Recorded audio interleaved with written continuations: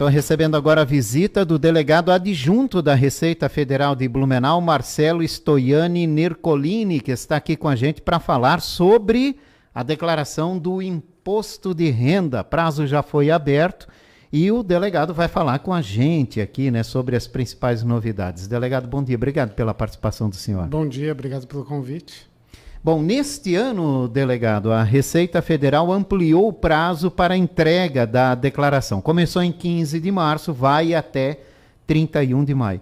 Por que a necessidade, né, de um prazo tão longo assim para a declaração? A gente era acostumado a coisa mais rápida, 30 dias, né, e tudo muito acelerado. E agora não, um prazo um pouco mais longo para se fazer essa declaração. A gente atrasou, vamos dizer assim, o início da entrega porque havia algumas inovações que a gente queria colocar à disposição e não queria que tivesse qualquer imprevisto.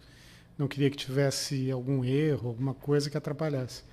Então, por precaução, na verdade, para que não houvesse nenhum inconveniente ou contratempo, a gente começou no dia 15 e houvemos por bem também esticar uns 15 dias a mais o prazo, até 31 de maio, para que as pessoas pudessem ter tempo também para compreender ali a declaração no formato novo. Tem algumas novidades bem interessantes ali que valeram a pena, vamos dizer, esse esforço. E esse prazo, ele deve ser um prazo contínuo? Por exemplo, a partir de agora deve ser mais ou menos com esse tempo para o contribuinte poder fazer a declaração do imposto de renda, ou pode haver uma nova alteração? A ideia seria de manter desse prazo mais dilatado se tornar a regra. Claro que a gente vai também avaliar qual vai ser vamos dizer, a resposta da sociedade. Se todo mundo achar que é uma mudança positiva, provavelmente vai ser, né? Vai ser considerado assim, e vamos manter esse formato. Bom, outra novidade, né, além desse prazo mais estendido, que a gente pode fazer a declaração com mais calma, aliás, até os profissionais têm um fôlego um pouquinho maior para fazer a declaração de seus clientes. Outra novidade é a declaração pré-preenchida. Como é isso, delegado? E para quem é vantagem optar por esse sistema? Esse sistema a gente está incentivando bastante, o sistema ele já não é novidade, já existe há alguns anos. E, inclusive, esse início da declaração dia 15 de março ajuda um pouco, porque a gente está trazendo agora, na pré-preenchida, não só os rendimentos, como também as deduções.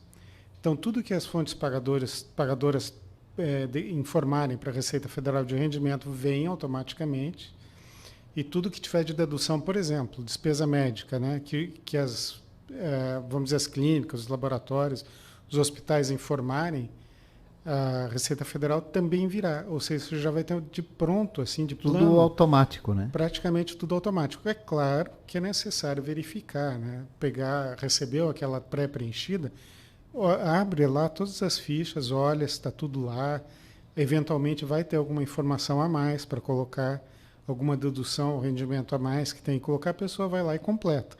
Essa pré-preenchida ela não é fechada, ela é só, vamos dizer assim, uma primeira versão para que você analise com calma, com cuidado e veja lá se está tudo o que você precisa que seja declarado lá dentro.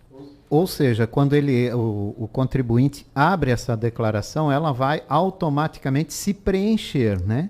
Então, ele pode trocar qualquer uma das informações dessa declaração se não estão corretas como deveriam estar. Ele pode trocar e ele pode complementar. Acrescentar, no caso. Acrescentar. O importante é que a pessoa saber que tudo aquilo que está ali já está dentro dos bancos de informações. De dados da Receita. Da Receita, ou seja, isso aí vai ser cruzado. Se ele, vamos dizer, retirar um rendimento, ele vai cair em malha, né? Se ele alterar para menor um rendimento, possivelmente ele vai cair em malha. Se ele estiver correto nessa alteração, perfeito. Quando ele cair em malha, ele vai apresentar lá as provas que ele tiver e vai resolver o problema. Qual que é a intenção principal? É que quem não tem nada a esconder, quem está com tudo certo, não caia em malha. É o que a gente quer, porque muita gente cai em malha por erro. Para nós não é o que a gente busca. A gente quer pegar aquele, vamos dizer, entre aspas, mau contribuinte, ou aquela pessoa que está tentando uma sonegação. Esse é o alvo, não o cidadão comum, aquele que quer cumprir com suas obrigações. Então a gente está tentando facilitar ao máximo, a gente está trazendo o máximo de informação para ele, pronta, e disponibilizando nessa declaração. Então, eu já tenho os números aqui de hoje. Nós já estamos com 3.858.658 declarações entregues até as 10 horas da manhã de hoje. Isso significa mais ou menos 10% do total esperado. Ou seja, você vê que aqui a gente está no começo.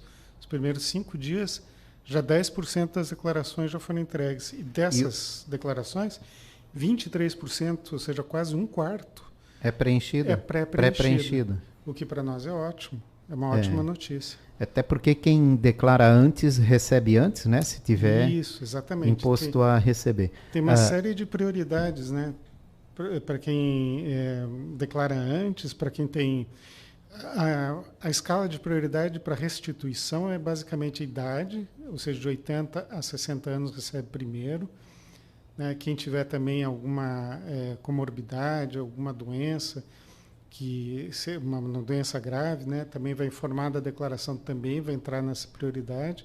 Depois, 60 anos, né? Que seria o Estatuto do Idoso, para baixo. E entra os professores, é uma novidade. Quem é professor vai ter prioridade, entra logo em seguida, depois dos idosos. E a novidade também para quem não se enquadrou em nenhuma dessas categorias é quem optar pela pré-preenchida, vai ter prioridade na restituição. Também vai ter. E quem optar por receber essa restituição por Pix, também, em vez de informar lá os dados bancários, vai informar o Pix. Também vai entrar nessa prioridade. A gente já vai falar um pouco mais sobre restituição, até explicar o que é restituição, não é que se faz essa questão da restituição. Antes, quando for preencher a pré-preenchida, quando for fazer a declaração pré-preenchida e receber tudo certinho lá, pode ter alguma divergência, achar que não é bem isso, tal. Qual é a atenção que o contribuinte tem que ter, delegado, com a pré-preenchida, assim, itens importantes que ele tem que olhar? Como a declaração pré-preenchida está trazendo informações dos bancos, ou seja, se você tem uma poupança, se você tem uma aplicação de renda fixa, se você tem qualquer tipo de movimentação financeira, os bancos vão informar. Está acontecendo, a gente já tem registros aí de que houve informação errada por parte de algumas instituições, não são todas, né? Mas convém olhar essas informações, se elas informações e valores, no caso. De valores, de retenção, porque as fontes pagadoras elas podem retificar essas declarações depois, né? Então pode ser que haja algum erro ali, de repente a pessoa vai conversar com o banco, olha aqui, não está batendo com os meus controles e tal, esse tipo de cuidado, né? Mas em geral a maioria das declarações pré-preenchidas estão vindo, vamos dizer, boas, confiáveis, porque a maioria das instituições estão declarando corretamente. É importante. Todos os anos o contribuinte pode optar em doar o imposto. Essa doação é para fundos e projetos sociais. Como se faz para fazer a doação e o que pode ser doado? São 3% do imposto de renda devido que você pode doar para a infância e adolescência, fundo, né, de amparo à infância e adolescência, e mais 3% você pode doar para o fundo de amparo ao idoso. Então, no total, você pode doar até 6% do imposto devido. Se eu devo R$1.000, eu posso doar 60. Isso, exatamente. E esse dinheiro ele não vai para Brasília para depois voltar para cá, ele já fica aqui em Blumenau. Então, por isso, né, quando você opta por doar, você vai lá entrar na declaração, vai ter uma daquelas abas lá, um campo ali que você vai marcar se você quer doar. Quando você marca esse campo, já vai ter o valor máximo ali para você não errar, né? Olha, você pode doar até R$60, por exemplo, né? Sim. Aí você, por exemplo, 30 para a infância e adolescência, 30 para o idoso. Você quer doar isso? Né? Você vai preencher, não, eu quero doar, em vez de 30, eu quero doar 25. Né? Você pode doar os 25. Se você passar dos 3% na doação, você vai ter a dedução de, no máximo, 3%. Né? Um outro ponto que é importante, que as pessoas têm que ficar atentas, é que você tem que recolher, é um DARF que é emitido para que fique aqui em Blumenau. Né? Por exemplo, estou falando de Blumenau, mas pode ser qualquer município. Você vai escolher lá com a instituição para qual é o fundo que vai receber, vamos dizer que você está aqui em Blumenau, você vai escolher o Fundo Infância e Adolescência de Blumenau e vai ser emitido um DARF. Esse DARF ele vai direcionar esse dinheiro direto para esse fundo. Então, ele tem que ser recolhido até 31 de maio, porque senão o sistema não vai entender que aquilo é uma declaração uma doação para essa declaração, vai ficar para o outro ano. Você não perde aquela doação, vamos dizer, em forma de dedução, né? Mas vai ficar para o outro ano. Para você conseguir aproveitar esse ano nessa declaração, tem que ser recolhida a doação até 31 de maio. Mesmo que você tenha um valor a restituir, você tem que recolher a tua doação nesse DARF. E o que vai acontecer? Esse valor que você recolheu vai ser somado à tua restituição e você vai receber, por exemplo, você tinha uma restituição de 1.000 e você doou 60. Você vai receber 1.060 mais a Selic que for devida, dependendo de quando for pago. Ou seja, se você pode doar, é até interessante, você vai ser remunerado por essa doação. Vai receber de volta, vai ganhar né? a Selic em cima. Poucas aplicações pagam o que paga a Selic. Quem deve um imposto, né, não tem a receber, ao contrário, tem que pagar, ele vai ter essa dedução desse pagamento, no caso. Vamos dizer que você tinha que pagar, vamos fazer um outro exemplo, né? R$1.000 e você quer doar 60, você vai pagar 940 de imposto e um outro DARF separado, você vai fazer a doação de 60. Vai pagar esses 60 no DARF separado. Né? Exatamente. E é importante porque você está pegando esse dinheiro que ia lá para o governo federal e está colocando aqui numa ação social dentro seu município. Né? Você vai ver esse dinheiro sendo aplicado e vai poder acompanhar o retorno dessa aplicação desse recurso. Né? Exatamente, isso é muito importante. E facilita a vida do prefeito, que não tem que ir lá pedir recursos. O recurso já vem para cá. É verdade, é bem lembrado, né? É tão difícil esses gestores municipais conseguirem esses recursos de volta, né? Sempre é bom ficar atento, delegado, às questões básicas da declaração do imposto de renda, né? Por exemplo, quem tem a obrigação de fazer a declaração. E é importante também a gente falar isso, porque como não houve correção na tabela, mais pessoas que não declaravam agora terão que fazer a declaração. E nunca fizeram, né? Então tem muitas dúvidas, né? Sim, quem recebeu dentro do ano até 28.559,70, então somando tudo que recebeu durante o ano, né, de renda tributável, essa pessoa está obrigada. Se você recebeu a menos, não quer dizer que você não esteja obrigado. Por exemplo, se você recebeu menos do que isso, mas você tem atividade rural acima de 142.798,50, tem que declarar. Isso sempre no ano, perspectiva anual, né? Ou então, se você mexeu com ações, qualquer que seja o resultado, se você ganhou ou não ganhou, se você teve rendimentos isentos, não tributáveis ou tributados exclusivamente na fonte, acima de 40 mil, também está obrigado. Na parte de ações, seria também 40 mil a referência.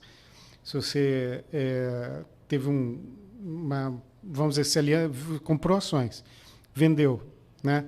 Teve prejuízo, você não ganhou nada, você perdeu. Né? Mas passou de 40 mil a operação, tem que declarar. Se você teve, vamos dizer, uma movimentação ali de abaixo de 40 mil, mas teve ganhos, aí você vai ter que pagar imposto também. Se você ficou no 0 a 0, por exemplo, e não passou de 40 mil, não está enquadrado na obrigatoriedade. E bens e direitos, se tiver mais do que 300 mil em bens e direitos, você teria que declarar. Vamos dizer, uma casa, um apartamento, acima de 300 mil, você deve declarar. Então, nesses casos, nós precisamos fazer a declaração. E se eu estou enquadrado em um desses casos, mas não fizer a declaração. O que pode acontecer, delegado? Quem não fizer a declaração pode ficar com o CPF suspenso, né, o que pode atrapalhar operações financeiras, traz alguns incômodos, especialmente na parte financeira, né? Pode ter alguma restrição em banco e tal, mas não significa que ele seja aquele clássico negativado que se fala por aí, não é isso. CPF suja.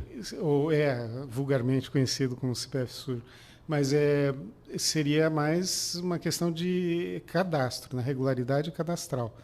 Aí você, mesmo que você não tenha imposto para pagar, mas você estava obrigado a pagar, você deve, mesmo que em atraso, declarar. Quem declarar em atraso vai pagar uma multa que, no mínimo, é R$ 167,00 e, no máximo, 20% do imposto devido. Né? Então, vamos dizer que o imposto é sempre relacionado com o imposto devido, mas vamos dizer que essa multa, se fosse calculada, ficar menos de R$ 167,00, vai pagar R$ 167,00. Ou, no máximo, 20% do teu imposto. Uhum. Então, com essas pessoas que estão chegando agora para fazer a declaração do imposto de renda pela primeira vez, tem essa possibilidade de fazer já a declaração pré-preenchida, que vem todos os detalhes ali, que a gente já falou, que tem que confirmar dados e tal. Mas onde é que ela encontra isso, né? Por onde começar, delegado? Se a pessoa tiver acesso a um computador, né, ela pode se cadastrar no eGov, lá no gov.com.br, não, desculpe, gov.br, e lá você vai ter um selo, prata, ou ouro ali, que vai te dar a possibilidade de fazer o link o link não seria a palavra própria, a ligação do programa de imposto de renda com a tua conta GovBR. Com a conta do governo. Isso. Você fazendo essa ligação, tem um ícone lá que você clica em cima no programa do imposto de renda e ele já vai conectar as coisas e já vai trazer a tua declaração pré-preenchida. Nosso conselho é o seguinte: se você tiver sem tempo, na última hora, de último instante, baixa pré-preenchida e entregue. Depois você olha e manda e remete lá depois uma retificadora certinha, mas não deixa de entregar para não ter a multa. E se você tem dificuldade em mexer com o computador ou compreender esses conceitos de informática, procure alguém que conheça ou que saiba. Uma pessoa mais velha, por exemplo, pode pedir para um filho, um neto, ou alguém que tenha algum contador amigo que possa dar uma mão ali e orientar. Até uma outra pessoa pode fazer essa declaração. Né? Você entra lá dentro do programa do GovBR, você tem como indicar uma pessoa para, vamos dizer assim, ser responsável pela tua declaração. Ou então você buscar um contador que faça um preço módico. Então, depende da tua condição financeira. Né? Você contrata um escritório de contabilidade e vai buscar esse apoio. Mas o importante mesmo é a pessoa declarar, e ela pode ir tem municípios que têm o apoio lá da Receita Federal, por exemplo, um município pequeno como Salete. A gente foi lá e abriu um posto de atendimento, que foi inaugurado agora, recentemente. As pessoas podem ir até lá e obter apoio. Aqui em Blumenau você pode vir até o CAC, você pode buscar várias formas, né? O ideal mesmo que a gente gostaria é que as pessoas, todas aquelas que puderem resolver o acesso informatizado ali do ECAC, escreve no Google lá, E-CAC, ECAC. Faz ali a tua senha ali, se cadastra. Se você entrar pelo GovBR, pela senha do teu banco, você já vai ter o selo ouro. Aí você já vai conseguir fazer tudo isso que eu estou falando aqui sozinho. E aí, se você tiver com pouco tempo, já entrega a pré-preenchida mesmo. E depois você vai lá e faz a minúcia. Depois você não vai ter mais multa. Passou do dia 31, mas você já tendo entregue uma declaração, você pode retificar ela. Não vai ter multa. Isso é importante. Agora, eu posso abrir a pré-preenchida, por exemplo, como tem um espaço até 31 de maio, e não entendi, fiquei com muita dúvida, estou perdido. Fechar a pré-preenchida, procurar um contador e fazer um uma nova, Pode. ou a partir do momento que eu abro essa declaração que ela pré-preenchida, eu sou obrigado a continuar ali e não tem outra saída? Não, você pode a qualquer Tipo, momento. fazer uma consulta, né? Isso, você pode consultar aquela informação a qualquer momento. Aquilo ali é só vamos chamar de rascunho. A Receita vai dizer para você, olha, eu tenho essas informações aqui. E vai mostrar para você. Daí você vai olhar, ótimo, está tudo aqui, perfeito, vou entregar assim. Ah, não, faltou alguma coisa. Eu vou lá e entrego também. Estou com dúvida? Quero procurar ajuda de um contador? Ou não quero fazer essa pré-preenchida, Ou não quer quero fazer outro pré-preenchido? estilo. Pode, sem problema nenhum. Às vezes a pessoa tem várias operações, por exemplo, financeiras ali, e fica complicado dela entender sozinha, né? Ou então comprou e vendeu o imóvel. Ah, mas puxa, na minha situação aqui, como que é? Quero procurar um contador. Não tem problema, né? Não precisa entregar. Você vai poder ir lá no contador, o contador abrir a pré-preenchida que você tem, né? Porque você vai autorizar ele e ele vai completar para você, né? Que ele tem o domínio técnico lá das informações da legislação para evitar que você cometa algum erro evitável, né? Algum erro que te atrapalhe futuramente. O que pode ser abatido do imposto devido, delegado? Pode ser abatido as doações, né, para o Fundo de Amparo à Infância e Adolescência e ao Idoso, pode ser abatida a despesa médica, ensino, os teus dependentes, tem um valor fixo, né, para os dependentes. Para quem tem acima de 65 anos e é aposentado, tem valor adicional de faixa de isenção de R$ 1.903, então você soma, além da faixa de isenção que existe, mais R$ 1.900 por mês de isenção.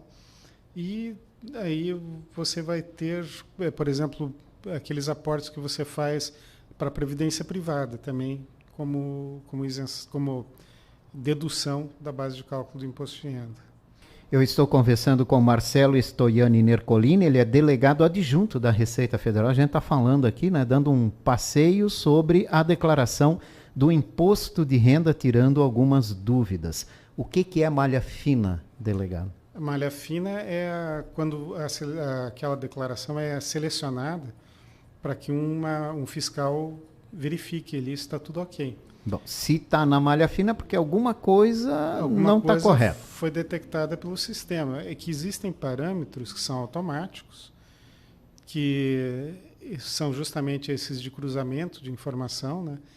Então, por isso que a gente reforça que essa declaração pré-preenchida é interessante, porque ela já mostra, olha, a Receita Federal vai mostrar para você, está jogando bem limpo. Olha aqui, eu tenho toda essa informação a teu respeito. Isso aqui eu vou cruzar automaticamente. Se você mudar alguma coisa aqui, a tua chance de cair em malha fina aumenta. É grande. Então vou lá, abro a pré-preenchida e como tem coisa para pagar. Vou tentar dar uma disfarçada. Isso, aí não vai ter jeito. Posso cair na malha fina. Isso, porque existem procedimentos automáticos, inclusive de cobrança. Vamos dizer, você tem uma fonte pagadora que diz que você ganhou 100 mil. Aí você não quer que isso apareça. Você pega e vai lá e muda para 50 mil. Você não vai escapar. A Receita já te avisou. Olha, eu já sei que você ganhou 100 mil. Então você vai ter que pagar. É uma fiscalização eletrônica, né? Automática. Né? O cidadão não vai fazer a pré-preenchida, mas os dados estão lá. Então, quando vem a declaração dela, ela vai bater com a outra. Né? Isso. Vai bater automaticamente e vai lançar automaticamente a diferença. Daí vai ser pior, porque daí a pessoa vai pagar uma multa ainda. Então é melhor, se não pode pagar à vista, paga em parcelas, pode pagar em até 8 parcelas. E se a pessoa pode incidir, eventualmente as pessoas podem incidir em algum parâmetro que a gente, vamos dizer, não tenha conhecimento, porque eles são sigilosos mesmo, e eles são feitos assim todos os anos. Então, no órgão central em Brasília, eles definem, esse ano nós vamos pegar esse parâmetro, para detectar potenciais fraudes, né? Vamos colocar um exemplo que não estou dizendo que esse é um filtro que vai ter esse ano, mas é um filtro possível, né? Você declarou que você recebe 100 mil reais no ano, mas você declarou que você teve 90 mil de despesa médica, né? Esse pode ser um parâmetro, que existe está desproporcional, vamos dizer, em relação à tua renda. Uhum. Não estou dizendo, ninguém está dizendo que é impossível, pode acontecer, né? Sim. Mas pode acender uma luz vermelha e a pessoa ser chamada para mostrar, olha, cadê os comprovantes disso aqui que você declarou? Se você tem os comprovantes, aquilo realmente aconteceu, perfeito. Você vai lá, vai mostrar, inclusive você pode fazer a entrega desses documentos pelo computador, pelo ECAC, você tem todo um caminho ali dentro que você consegue mandar, vamos dizer, em PDF, os recibos, as notas fiscais, nesse caso seria de despesa médica, né? E você vai resolver o teu problema por ali, não tem problema nenhum. Mas se você inflou essas despesas, aí você vai ser pego, né? Se você tentou uma fraude, você vai ser pego. E aí pode complicar. Pode levar uma multa. Hein? Pode levar multa e se for fraude mesmo comprovada, você pode vai ter responder um processo? Um processo crime. Porque a Receita vai fazer a representação fiscal para fins penais e aí o Ministério Público vai processar você.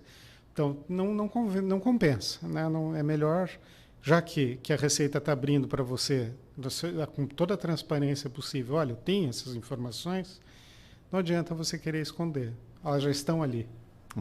Vai ser comparado, né? Não tem jeito, Isso. né? E cada vez está se aperfeiçoando esse sistema, né, delegado? Isso. Cada vez está indo mais a fundo, né? E isso vai cada vez aumentando mais o número de quem cai na malha fina. Exato. Um dos itens que esse ano já está puxando automaticamente é transações imobiliárias. Aqui em Santa Catarina o mercado imobiliário é bem aquecido, né? Então as pessoas têm que ficar atentas aí ao que foi comprado, vendido. Até aquela pessoa que só vendeu um imóvel residencial para comprar outro imóvel residencial, que até tem aquela facilidade de que se fizer a compra do outro imóvel em 6 meses, não precisa pagar nada de ganho de capital.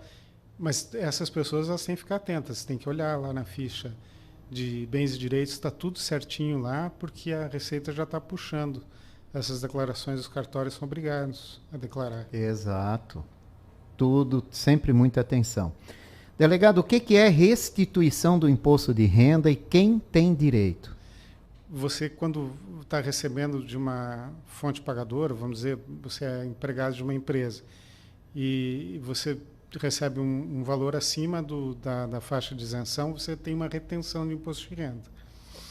Aí você tem dependentes, você tem a tua despesa médica, você tem uma série de condições que são particulares suas, né?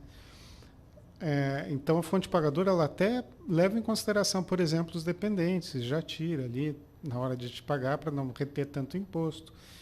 Mas no fim do ano você pega todo aquele rendimento e todo aquele imposto devido, coloca dentro da tua declaração, que ela é chamada declaração de ajuste, justamente por isso, porque você vai fazer um ajuste do teu imposto.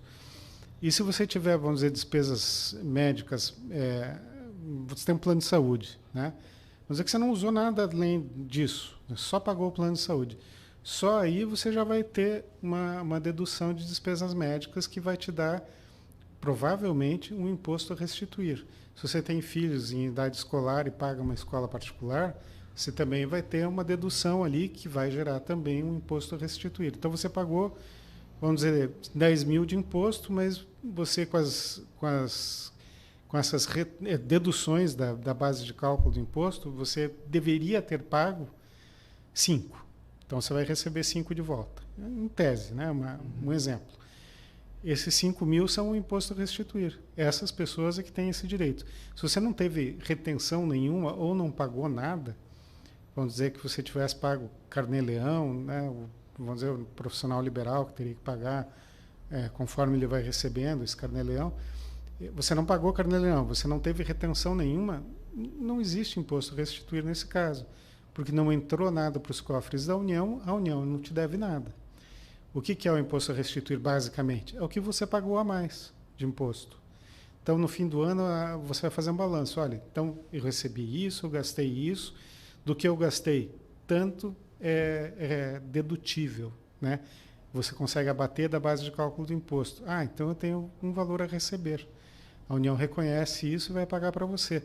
E vai contabilizar, inclusive, os acréscimos legais né, do dia que você chegou a essa conclusão, entregou lá a declaração do imposto, até a data em que você efetivamente for restituído.